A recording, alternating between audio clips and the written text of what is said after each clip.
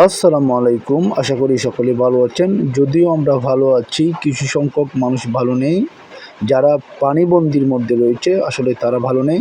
আজ আমরা গাউসিয়া কমিটি বাংলাদেশ খান সাহেব হাফিজুর রহমান চৌধুরী বৃহত্তর সমাজ শাখার পক্ষ হতে বিমান চত্বরের ওদিকে একটু পর্যবেক্ষণ করতে গিয়েছিলাম। আমরা গিয়েছিলাম হারওয়াল শরীফ, বাইশেরহাট, আপনার দিঘির পাড়, তারপর খয়রাতিপাড়া, এমন হারওয়াল শরীফ, দরবার শরীফ ওদিকে একটু আমরা পর্যবেক্ষণ করতে গিয়েছিলাম। পর্যবেক্ষণ করতে গিয়ে আসলে রাস্তার মধ্যে যে অতিরিক্ত পানি, এক সীমা বরাবর পানি আমরা অতিক্রম করে মানুষের দুয়ারে দুয়ারে গিয়েছিলাম, মানুষের বাড়ির মধ্যে গিয়েছিলাম এবং সমাজের মানুষের সাথে কথা বলে বা এলাকাবাসীর সাথে কথা বলে আমরা জানতে পেরেছি এখনও তাদের ঘরের মধ্যে পানি ঢুকে নেই, উঠান বরাবর পানি আছে।